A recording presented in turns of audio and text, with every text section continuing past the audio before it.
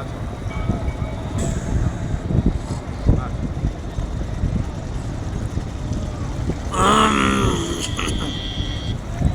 মণিকণিকা কেন নাম বলে দাও? বলে দিচ্ছি, বই পড়ে দেখে নেন। এখন তো গুগলে সার্চ করলেই পাওয়া যায়। এখানে মায়ের কর্ণিকা মানে কানের লুচি পড়েছিল। লিপি। ও ওই জন্য নাম হলো মণিকণিকা। মন্দিরও নিশ্চয়ই আছে। মণি আছে যার জন্য মণি তো এখানে ওই তো পড়ালে মন্দিরের সামনে দেখছি একটু করে সোনা দিত হয়। কোথায়? মন্দিরের সব মারে দেখবে সব সোনা ছেঁকছে মাটি। সব প্রচুর লোক ওটা টেন্ডার হয় সবাই থেকে ধরে দিয়ে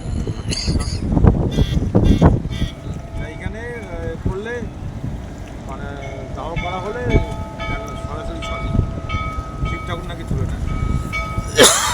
হ্যাঁ, স্বর্গে ডাইরেক্ট চলে যায়। শিব ঠাকুর তোলে না, যমরাজ তোলে যায় না, স্বর্গে ডাইরেক্ট চলে যায়। এই নাকি কথাটা আমি যোগ করেছিলাম, শান্তনুমল আপনি নাকি বললেন না।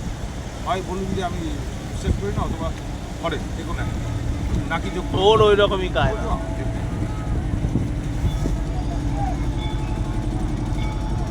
ওই যে ইয়েটা দেখছিস, ওই যে মসজিদটা, অরঙ্গজেবের মসজিদ, কোথায়? ওই দূরে। ওইখানে আলো ইয়ে দিত, মশাল জ্বালাতো, দিল্লি সিগন্যাল পেত। তারপর দিল্লির থেকে এটা হতো, এটা দিল্লির সাথে এটা কানেকশন, এটা টাওয়ার, এটা বলতে পারিস। গুগলে। কি তো বাড়ি ঘর ছিল না।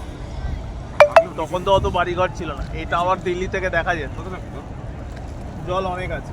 না, না, একটা খালি জলও আছে, জল রিলিজ করা যায়। আমি বোতলও রেখে দিয়েছি, কাল লাগলে আমি পেট করে ফেলবো।